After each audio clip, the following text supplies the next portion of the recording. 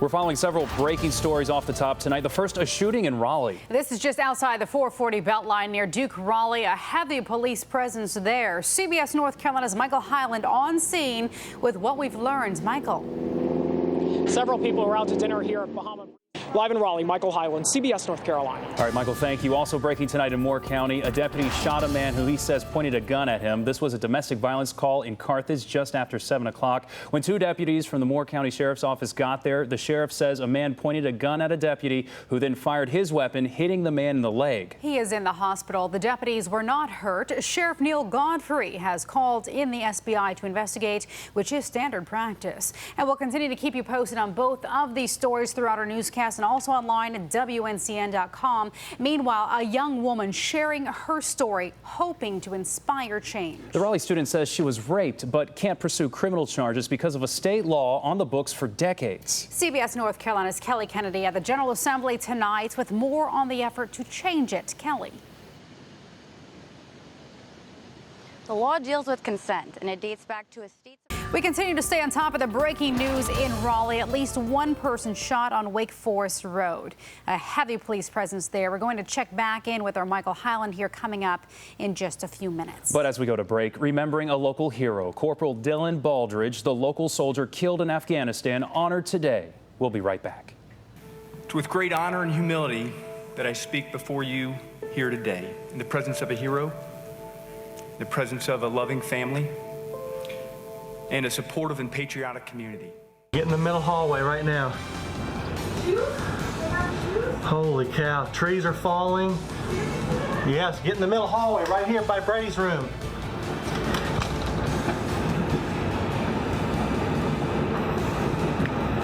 Lord Jesus.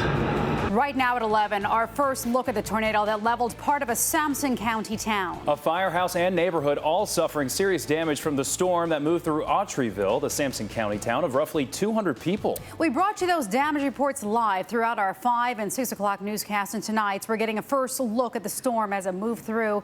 This video shared with CBS North Carolina from a pastor who witnessed it all. Good evening. I'm Sharon Taswell. And I'm Sean Maroney. Thanks for joining us. We just got the update from the National Weather Service, an EF1 tornado with winds of up to 110 miles per hour. There's a state of emergency in effect. And the good news with all of this, no serious injuries. Now, despite a lot of cleaning up left to do, there are some very thankful people tonight. Our team of reporters on the ground there tonight talking with those people. We'll check in with them in just a moment, but we start with Storm Team Chief Meteorologist Wes Hohenstein tracking the rain moving through tonight. Wes. Yeah, guys, it's been 2 days of heavy rain with storms, and we've got From the ground. She used it, I think, for a couple of minutes and walk right out.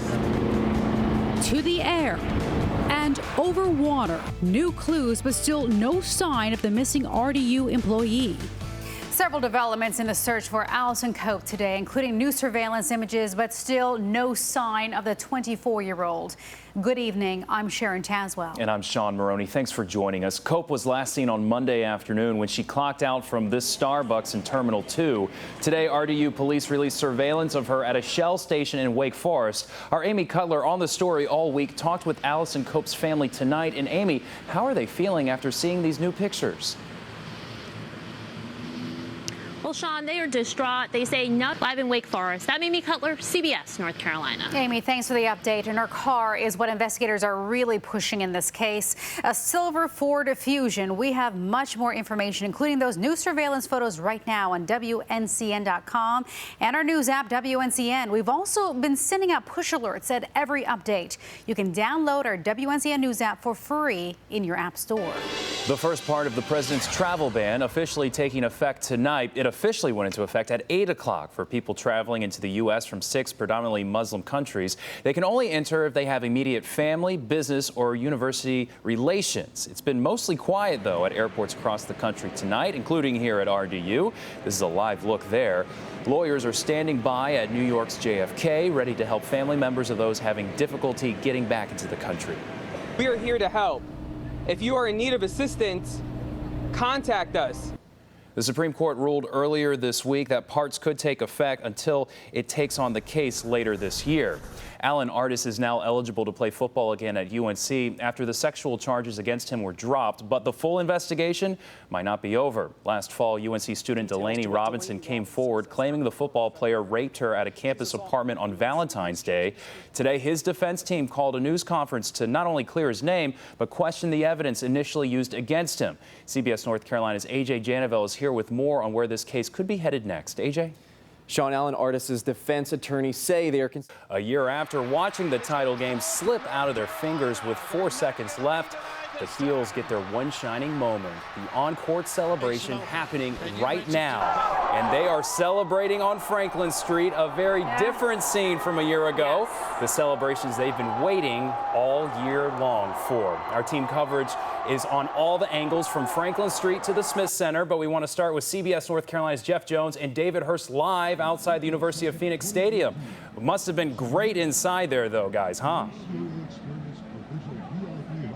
Oh, yeah, it was great. Like you said, Sean, we are here live outside the University of Phoenix Stadium. I'm Jeff Jones, joined by my good friend David Hurst. And, guys, you just watched the Tar Heels win their 6th national championship.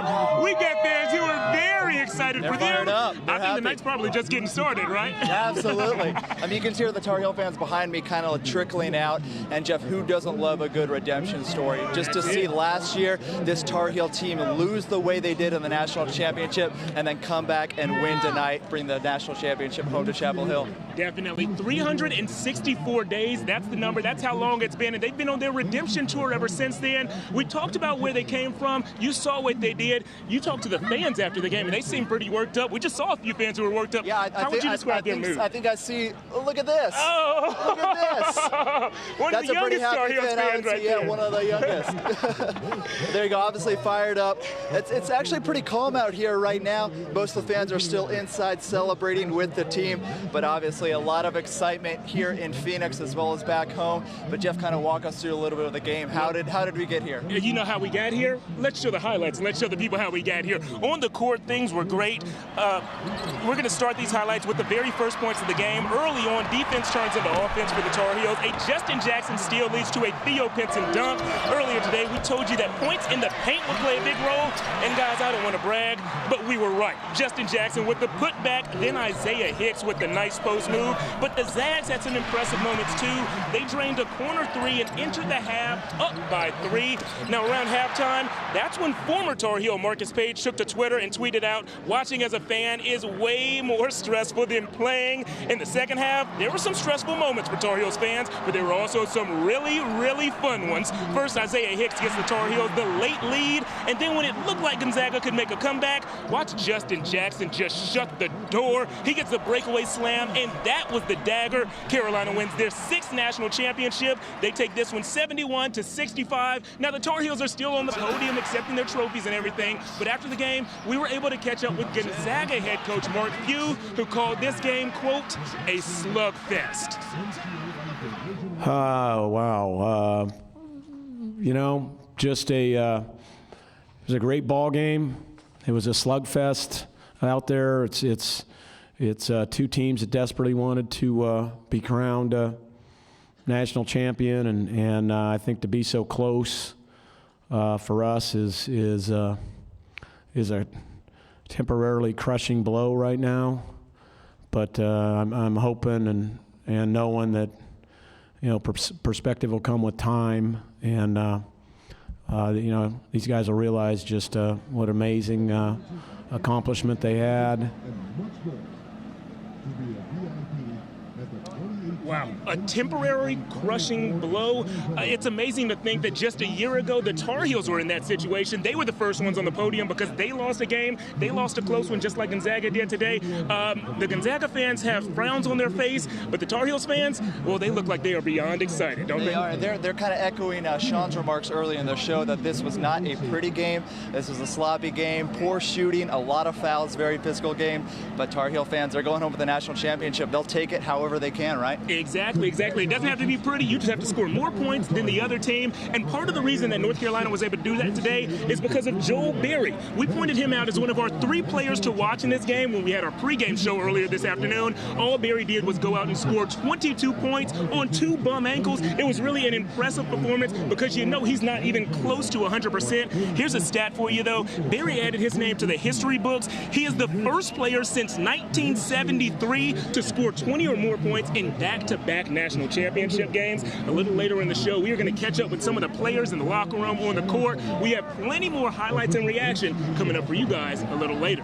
For now, for David Hurst, I'm Jeff Jones. We'll toss it back to you guys in the studio. Gentlemen, thank you. You know, they talk about the difference in the fans, but, you know, when you look at the Zags fans' faces tonight, those were Carolina fans a year ago. Yeah, they actually were, but this time, you know, it's UNC's chance to shine. And you know what happens after the game when you win? Everybody rushes out into the streets of Franklin Street, and that's where we're going to find our Michael Hyland, who's braving it out there. Hi, Michael. Out here with thousands of my new closest friends. Say hello, everybody. Needless to say, there is a huge crowd down here tonight.